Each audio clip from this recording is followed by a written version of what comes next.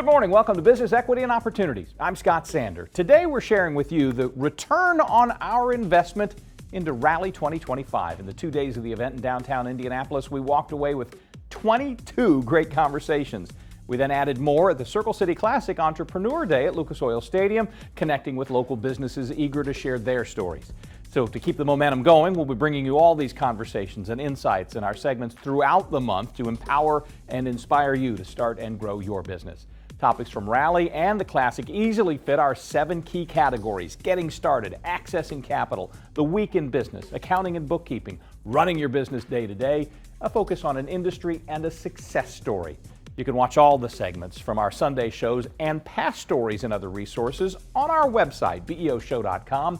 You can also now find full episodes, more than 150 of them, on our YouTube channel. It's at the BE&O Show. We post each of the most recent shows there by Tuesday of each week. Same day our newsletter comes out. Follow the QR code that'll come up through the hour for more information to sign up free. Here's what's ahead this hour on Business Equity and Opportunities. From Rally, smart investment insights, and meet local company behind the Pitch Competition Awards. From Saturday's Circle City Classic Entrepreneur Day, stories from the IBE Black Business Institute. It was an incredible weekend for Circle City Classic. Get details on the upcoming Creative Economy Summit and why it matters. We think that there is a lot of opportunities that Indiana can capitalize on by investing in its creative class. Using smarter systems for stronger sales. Courtney Kincaid breaks down the latest tech for payments. It's more expensive to hire new staff than to do the work to retain current staff. Plus, we travel to Hoosier Park to get the inside track, if you will, on the Hoosier Champions event. Indiana is a program, it's really gone from the bottom to the top in this industry, where we are producing some of the very best standardbreds in all of North America. Indiana Black Expo hosts the Circle City Classic Business and Entrepreneur Day every year at Lucas Oil Stadium. The goal is to showcase startups and small businesses, many of which have gone through the Expo's Black Business Training Institute. We caught up with IBE President Alice Watson. This is Business, Equity, and Opportunities. Getting started. Oh my goodness, it was an incredible weekend for Circle City Classic. The weather was just amazing. The participants were from all over the Midwest and some from as far as south for the parade. The BBTI, oh my goodness. BBTI, again, we are celebrating really our 3rd year for the Black Business Training Institute. We had 47 new participants that came in to really for us to pour in and for them to be developed. And then we had 14 of our past cohort that we gave growth grant awards to. So we're anticipating that this 47, the new members, that they will spend the rest of these 12 weeks just learning and learning and learning. We had alumni that came back. So really was excited about the Business and Entrepreneurship Day Party. We also had other businesses who were representing other business development organizations. So it was just a phenomenal event. The participation has increased with our BBTI Michiana group. Of course, everything's organic, although we did a lot of marketing. We had a waiting list. So right now that waiting list is about 25 businesses and it's still open. So that program actually kicks off early part of October. Well, we're gonna rest, yes, but we will look to again expand BBTI across the state, waiting to see. We started last year with the Fort Wayne group, so we'll look to go back into Fort Wayne with BBTI. And then we'll just continue to grow the business here in Central Indiana. My name is Tearra Dodson. I am the program director for Indiana Black Expo, and I run the Black Business Training Institution. We have just finished up back in July our spring cohort, and so October 4th we start our fall cohort, and we have 47 people, business owners, entering that cohort. So today was an overview of what to expect starting off October 4th. And then along with that, we honored 14 recipients from the past cohort for growth grants. So we had about 7 of them receive $5,000, and then the others was like $3,000, $2,001. So it's a major day. And then we invited other businesses to come and just provide input as entrepreneurs on how they started. Scalability, knowledge, and growth. You know, professional development. No matter how long you've been in business, whether you are a beginner, whether you are in the middle or advanced, professional development is key, and that's what the Black Business Training Institution offers through Indiana Black Expo. Believing in myself and knowing that I need to worry about my own race, and when it's my time, it will happen, and providing great, exceptional customer service. So I have a business consulting firm here. I'm also a professor at 3 colleges, and through my organization, I do coaching and speaking and helping entrepreneurs. So everything about my life is helping other people, and I absolutely love it. Oprah did this aha moment. And so I love to say that I provide entrepreneurs with aha moments. And so during their business, during their growth, coaching them and knowing that it's within them to bring it out, and just being proud of what they offer, whether it's a product or a service, but you have to be dedicated. Don't start something if you're not dedicated, because we're in a time right now that, you know, you can say you're a business, but you haven't put in the work. And so just dedication is key. If you'd like more information on how you can be part of the Black Business Training Institute, follow the QR code that's up now. Next this hour, a local investment founder shares his rally experience.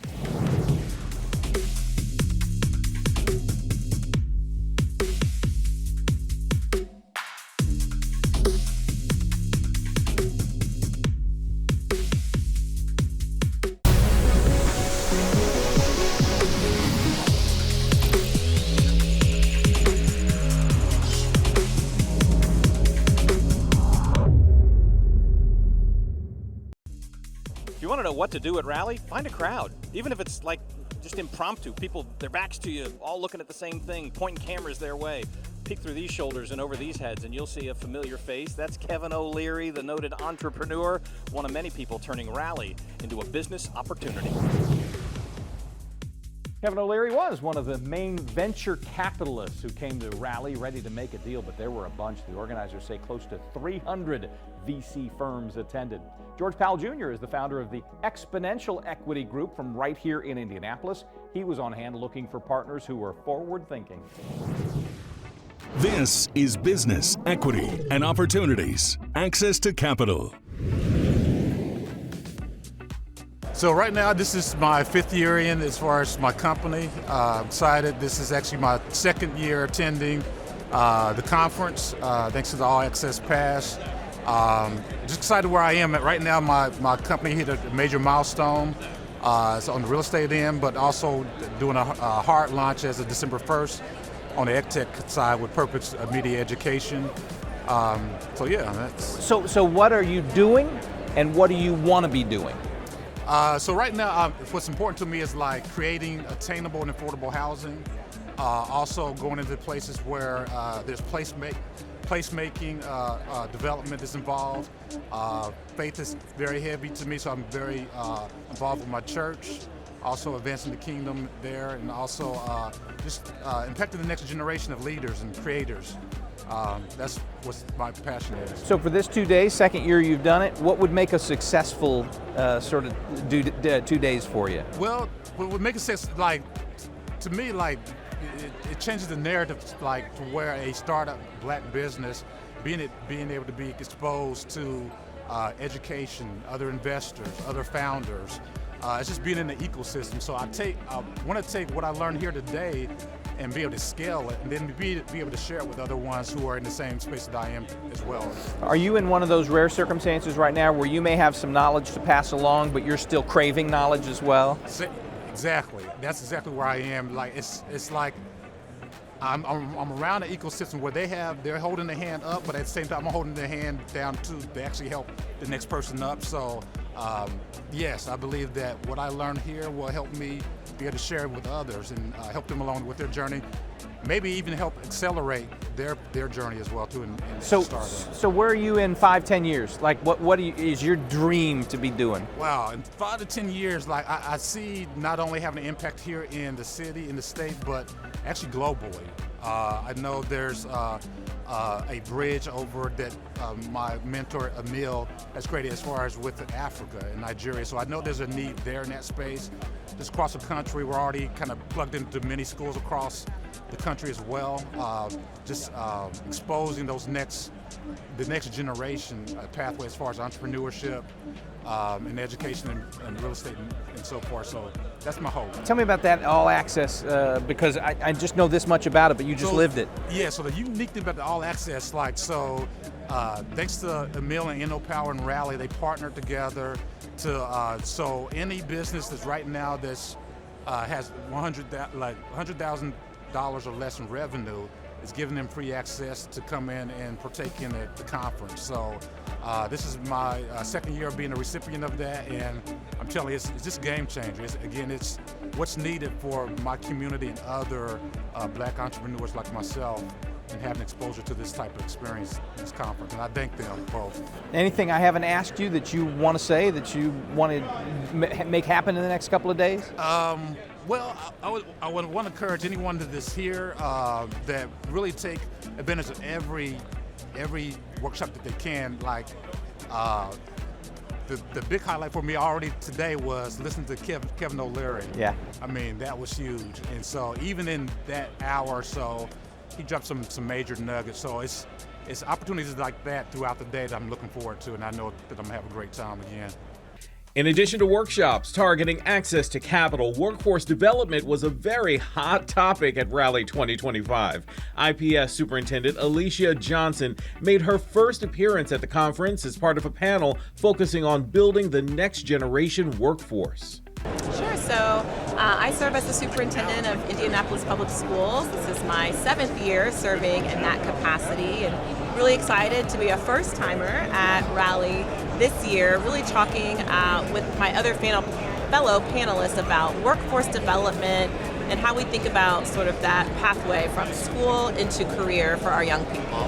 And you were on a specific panel today, right? I was talking about workforce development, talent mobility, and the pathways that we want to create for young people in our community. So how does that go into what you're trying to do in your school system? Sure. So leading a K-12 system, we know we are tasked with making sure our students have the foundational skills and literacy and numeracy. Those are the things that are really important in the early grades. But as our students get older, our job is really to prepare them for the life that they want to lead. I always talk that we want our students to have a life of choice, that they will have the knowledge, skills, competencies, and mindsets to choose to do whatever it is that they want to do. Which means in our school district, we have to be sure that we are exposing our students to all different kinds of career opportunities, that we are giving them opportunities to experience what it is to work in that particular industry. And so that's a big part of our work, particularly in the middle grades and the high school grades. Do you think young students really connect to the idea that they can be a small business owner? It seems like, the path is to go work for a big corporation out there or something like that. How do you connect them to small businesses? Well, I think we want our students, to your point, to understand that they can really do whatever it is they want to do. They can be an entrepreneur and launch their own business. We know the majority of businesses are small and medium-sized businesses. And so when they learn about the businesses that exist in our community, oftentimes those are smaller and medium-sized businesses, and they can make those connections. And most importantly, when they talk to alumni from IPS, for example, or others who are here in our city and get to hear their stories and understand, oh, that's something I could actually do too. Is there an opportunity to maybe adjust or create a new curriculum in schools to gear them towards owning a business? So our state of Indiana just approved a new redesigned high school diploma that does have more emphasis on our students getting work-based learning experiences. And that can be anything from shadow days to internships and apprenticeships to career fairs and those kinds of opportunities that we want our students to know what does it take to even get a job in the first place. We also do have an entrepreneurship concentration across our pathways for our students who, for example, might want to learn a trade, but also might want to launch their own business with that trade. And so we want our kids to understand how to put those two things together. All right. Anything else you're looking for out of this conference, you think? Well, I'm just really excited to be in a space of creatives, of innovators, of people who are really kind of pushing the boundaries, I think, of what we have right now. I know it helps me to think about what is it that I need to be preparing our young people for, to be in spaces like this, and so it's a great place to be. Bill Turner, strategic advisor and founder of Turnco Consulting, was on the same panel and offered insights on how to support young talent beyond the classroom. It's not just about the career pathway, it's also about how do you support them financially. So putting different requirements on students and teachers and administrators, you need some more support than just saying, hey, do this and get the kids graduated. So financial support would be helpful, and that might take my level up a little bit. This is a lot of private-private partnerships. There are some public-private partnerships. When you weave education into that as well, it becomes sort of another thing. Were you part of one of the panel discussions, for instance? Those panels are great because they do kind of represent, when they get together, you'd like to see that writ large. What are some of the opportunities there? So my whole thing, and that I talk about all the time, is how do you collaborate? How do you bring all those entities together? Because if you leave one sector or one piece away from the table, you do all this work, and then it's like you try to plug in education. It's, well, we don't know if we can do that. Well, if they're at the table at the same time with industry, et cetera, you can build better curriculum, better pathways. This is sort of an out there question. The answer may be no, not really, but do you get a sense that the K through 12, but the 11 to 12, they understand what's ahead of them? That just how rapidly evolving the workforce is right now? To be honest with you, no. And I think part of it is awareness.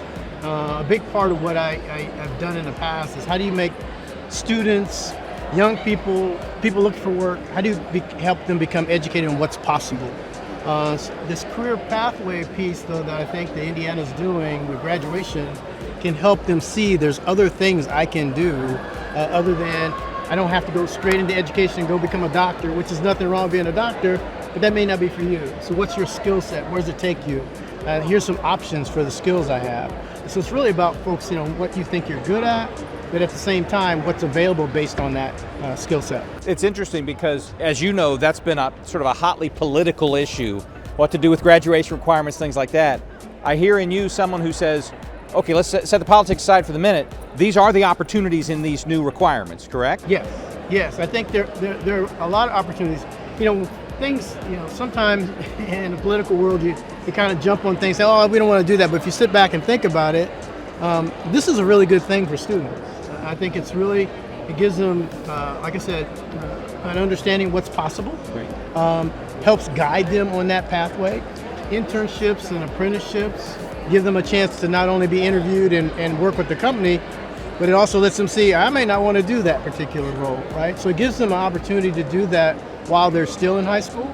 I know Indiana has a great program for high school students to become apprenticeships that Employee Indy helps, and Fairbanks, I think, is helping support. I think it's good to get high school students exposure, see if it's possible for them to do that work, but also say, I think I'm going to take a different path. But it gives them that chance without going into debt, going into college and doing other things. And without spending 2 or 3 years after it, figuring out the same thing. Tell me about your LLC component. What do you want to do with that?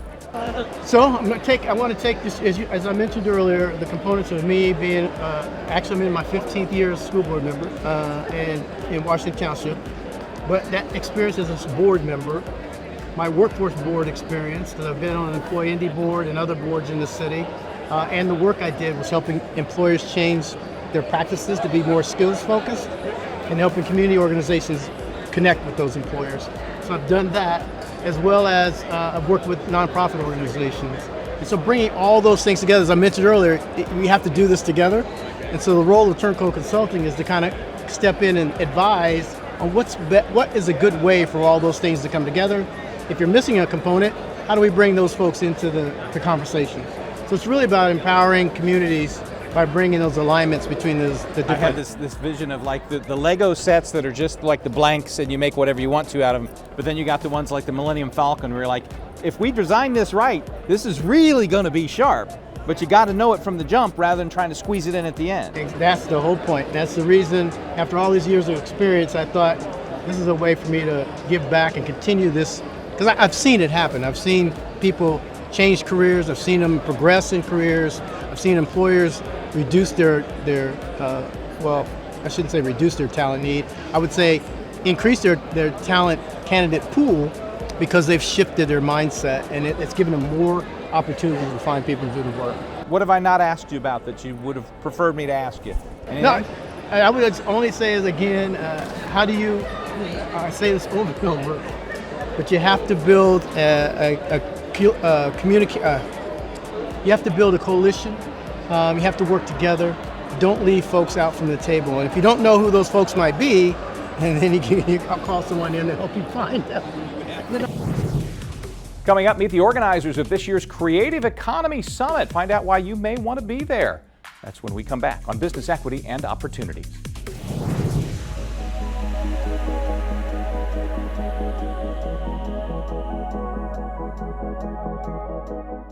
This is Business, Equity, and Opportunities.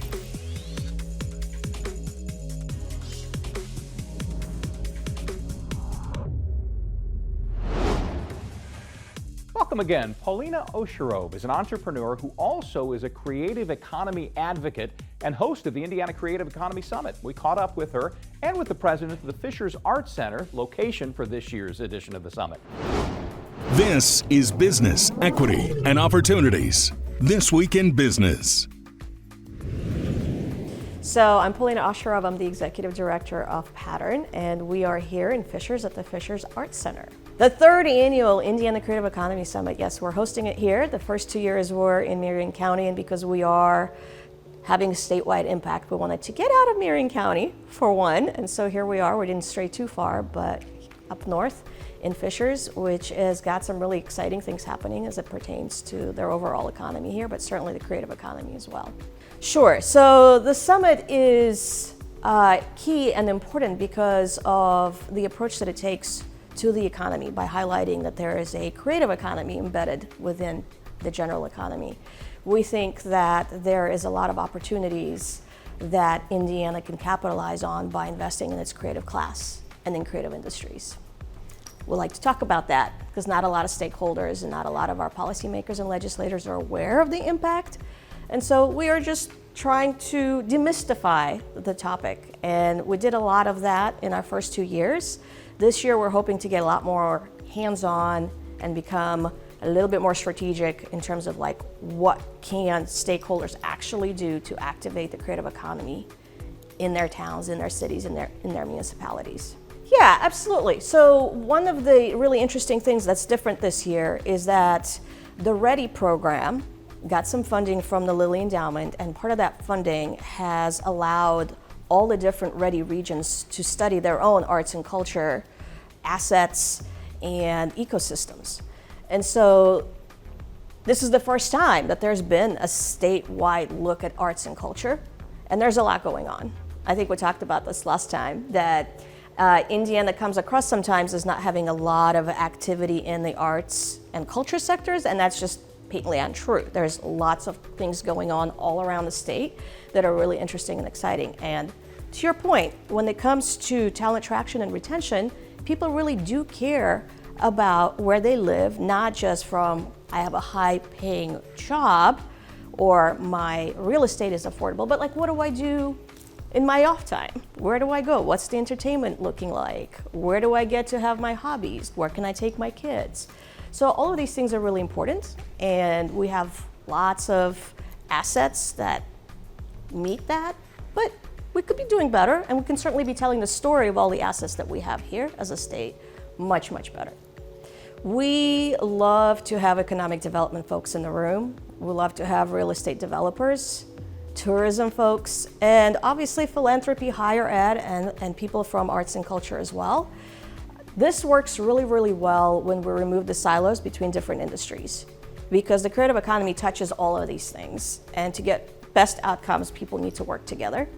And so to the extent that we can get all of those different groups in the room, along with some legislators and policymakers, that would be a mark of success for us.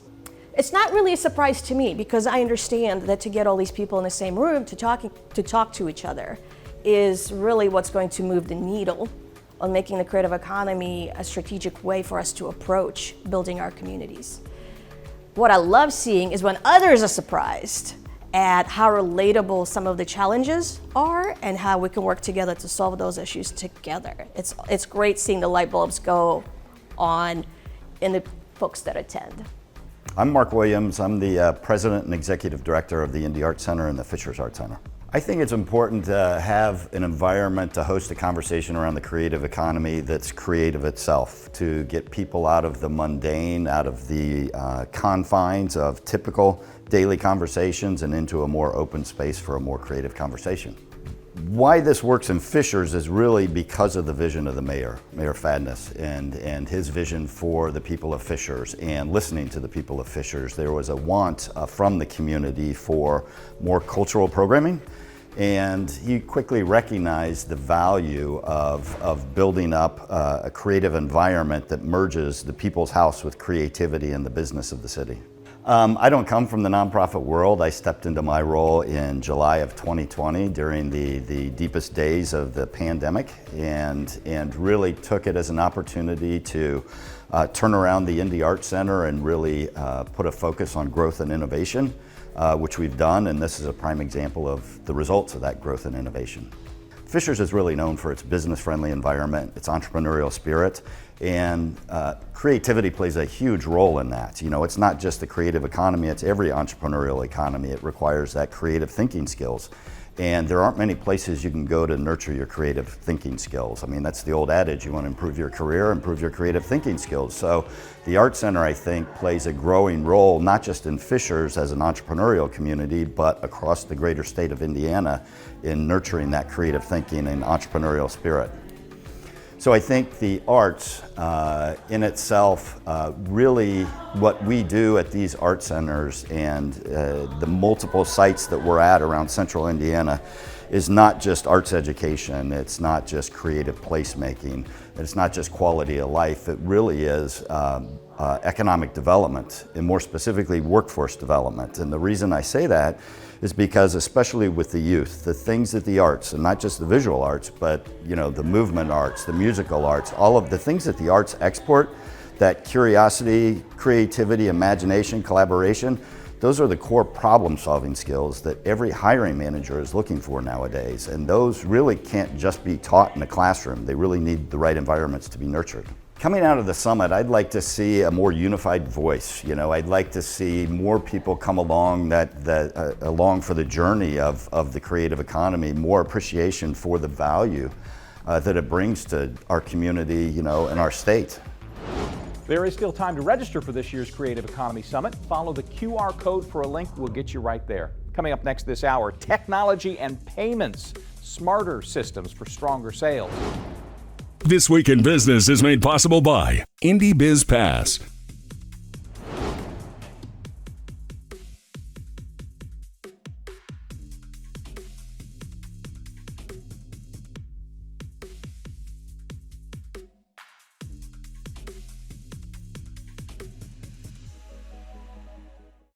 This is Business, Equity, and Opportunities.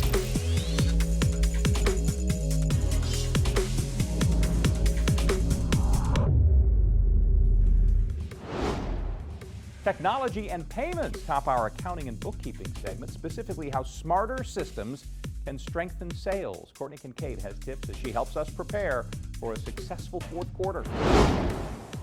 This is Business, Equity, and Opportunities, Accounting and Bookkeeping. Finally, as we look at Q4, I wanted to talk about why it's a really great time to think about technology. And I'm just going to use one example that we often hear from small businesses. We are a nonprofit at the Indiana CPA Society, but I also think of us as a small business. We have 13 people on staff, we have thousands of members, and we have to conduct online commerce, and our members want it to be as smooth as Amazon. We obviously don't have Amazon's resources, and neither do small business owners and entrepreneurs. but it's a really great pain point that we can talk about technology. And so there is research out there that shows that small businesses that can store payments have more transactions, that they have less failed transactions, and that their customers are retained. And so that's a simple case study, but it's not necessarily simple to adopt that technology, right? When it comes to payment, you also have a lot of risk. So we like to tell people, and small business owners in particular, that if you're thinking about technology that helps your customers, that however gives you their private data, that you may be storing it, think about talking about that process with your CPA. Making sure that it's secure, that you're not opening yourself up to any risk, and that you're going through those compliance metrics. But also the time that you're buying that, whether you're leasing it, whether you're actually purchasing software, is really important. And so talking to your CPA at the end of the year, and the end of the calendar year, because this is thinking about your tax implications, you have some other considerations. For example, accelerated depreciation. So when you normally buy a product or a system, right, you expense it annually over the life of that product. However, there are some times where you're able to expense it more quickly, so accelerated depreciation, which gives you a tax benefit for that year. You also could think about Section 179 deductions, which is a specific tax code provision that allows businesses to deduct the full purchase price and it's typically equipment or services, so maybe you need all new computers. But there is a deduction limit. It has to be made before a certain date. And so these are things you can talk about is, are there opportunities to make purchases or to lease versus buy that'll allow you to realize those deductions? So, what is there to do in the end? You need to think about, for example, audit your technology process where you're interacting with customers. So in the example we talked about today, audit that checkout process. What's going smoothly? I know I have left things in the cart because I don't want to go downstairs and get my credit card. If it was stored in there, that wouldn't be a problem, right? And sometimes you can give that to another vendor, be Apple Pay, but you still have to make sure you can accept Apple Pay, right? So thinking about those tech investments, making sure the records are organized when you take the information via that technology tool, and then checking compliance and risk.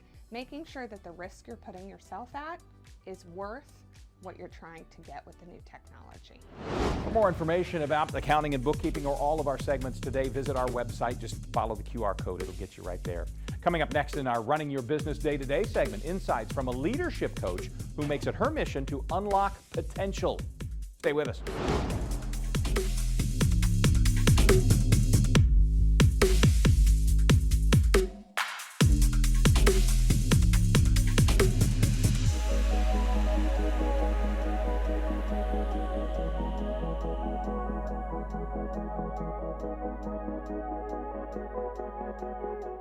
It's the first, the biggest. It's the All Indiana Sports App. Live scores, exclusive highlights, more coverage, more action. It's all here. I've been doing sports for over 25 years, and nothing comes close to this. The player, the fan, everybody needs this. Totally customized. You're in control. Your sports, your way. When you want it, how you want it. Download the All Indiana Sports App today. This is Business, Equity, and Opportunities.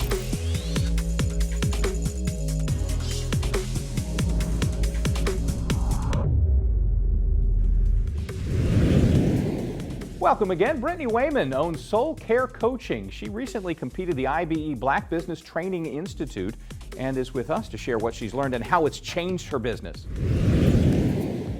This is Business, Equity, and Opportunities. Running your business day to day. My name is Brittany Wayman, and I am the CEO and owner of Soul Care Coaching, and I help people break free from burnout and compassion fatigue without losing themselves along the way. And the services that I offer are individual and group coaching, as well as professional development, leadership development, retreats, and assessments. It was birthed from a season of my own burnout. So in 2021, I went through a season of burnout where I was dry and it just felt like I was in a desert. And oftentimes when we start businesses, it's the very thing that we needed ourselves. And so that's how this business was birthed. People need help oftentimes with the pace and patterns and pressures that they are feeling from the world, particularly with their businesses. So it's the pace that their business is running at. Sometimes they need additional support outside of just running their business, and also the patterns that they have with their business, setting boundaries that are appropriate for them, and then the pressures of the world and things like that that are changing are the pace, patterns, and pressures. And then I help my clients feel refreshed, renewed, and restored when they work with me. So they have an opportunity to catch their breath, reconnect back to their purpose, and then keep going in their entrepreneurship efforts. I have organizations that I work with where I work with them monthly, and I come to their office, come to their space, and work with them monthly to continue to keep a well-being as a focus and keep them thriving within their businesses. And then I also have coaching packages with people, with individuals that are anywhere between 3 months to 12 months that I work with clients, individual clients. I have one client in particular where I work with just their leadership team, and then I have another client where I see everyone within the organization. So over the course of the month, I see everyone within the organization. Oftentimes it's the retention and the recruitment. So when they realize that they're starting to lose employees, they kind of stop and figure out what are some things that we can do in order to retain and recruit people so they can stay and have longevity in their careers. And so oftentimes organizations will add me as their benefit, include me in their benefits package. So if they were paying for that outside of their work experience, how much that would cost, but how much they're getting that within their benefits package, the savings that they're getting when it's included in their benefits package. Sometimes people are afraid to leave. They're afraid to leave because there's oftentimes livelihood that's attached to that. But what happens is when people continue to stay in those roles and they're not healthy, the ripple and the residual impact that happens to their business, whether it is a corporate business or whether it's their own business. So that's why I believe it is so incredibly important that we have leaders who are healthy and that they're tending to their souls, because it's the part of ourselves that will continue to get overlooked and neglected if we continue to run at such a fast rhythm and a fast pace. Oftentimes the symptoms that I particularly see in a company is people leaving. Oftentimes you'll see it show up in meetings. You can see it in performance with their employees. Oftentimes you'll see a lack of apathy, not caring. There was that phrase that was very popular during COVID, it's like the quiet quitting. And you'll see people slowly start to not raise their hand for opportunities to lead and to stretch themselves. And what you will see when you see an organization or a company that is thriving, you will see employees wanting to be developed. You will see them wanting to be stretched. You will see them wanting to grow. But the moment you stop seeing that, there's a little trouble. That's like when the check engine light comes on a little bit. The most joy that I have is making an impact with people and being able to see my clients and the organizations that I work with shift from feeling like they are so crispy and fried because they're burnt out and exhausted to building resilience and to be able to continue to make a difference in whatever that looks like, whether it is the nonprofit space or whether it's an accounting firm or whether it's an individual, to thrive and have well-being. That's the thing that gets me out of bed in the morning, and that's the thing that lights my soul on fire, is to be able to help people in that way. If you'd like to see if you're eligible for the next free Black Business Training Institute, we'll link you to it through BEOshow.com. Up next this hour, meet a local business that makes the much sought-after Rally Pitch Competition awards. Running your business day to day is made possible by Indy Chamber.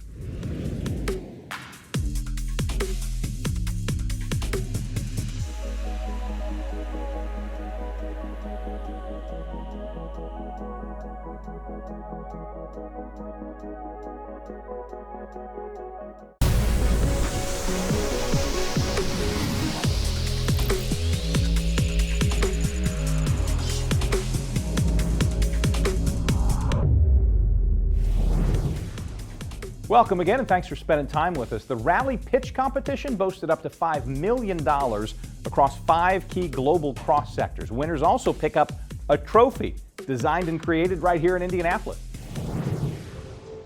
This is Business, Equity, and Opportunities. Industry Focus. It is good to have you with us. What is Glassboard and how does it fit into this whole mix? Glassboard is a hardware product development consultancy. So we help our clients, which range from solo founders to mid-sized businesses to Fortune 500 companies, develop their next generation of product. This seems an ideal place for you guys to be. Absolutely. This is our home at Rally. This is where we meet all the folks that are exactly the types of folks that we do work for every day. And you actually have a hand truly in the awards part of it. Tell me about that. Yeah, absolutely. Yeah, so we developed, designed, and manufacture the trophies for the event. It was a cool opportunity to flex our prototyping muscles. So we kind of deployed every tool we have in the toolkit. There are 3D printed components, there are metal formed components, there's CNC machining, laser etching.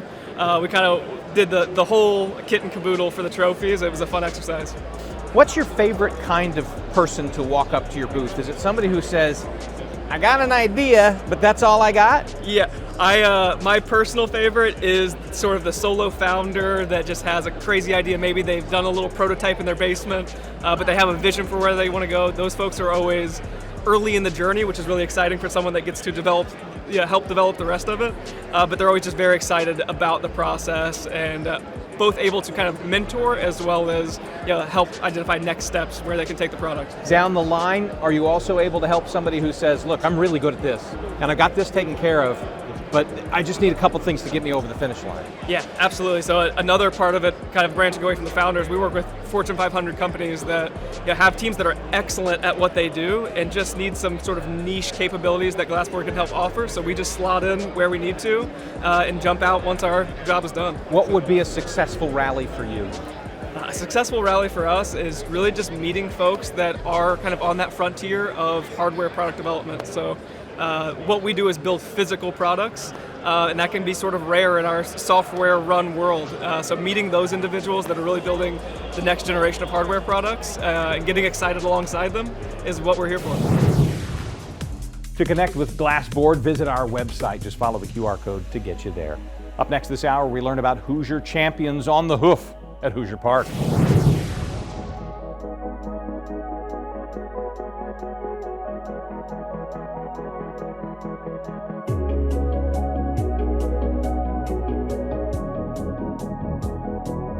Every business is unique, and every business has a target audience. Circulus Digital Media can help you connect and grow your customer base with turnkey digital solutions that are nimble to reach a customer base that spans the globe. Pinpoint a specific audience down to the smallest details. No matter the size of your business, put Circulus Digital Media to work for you and get results.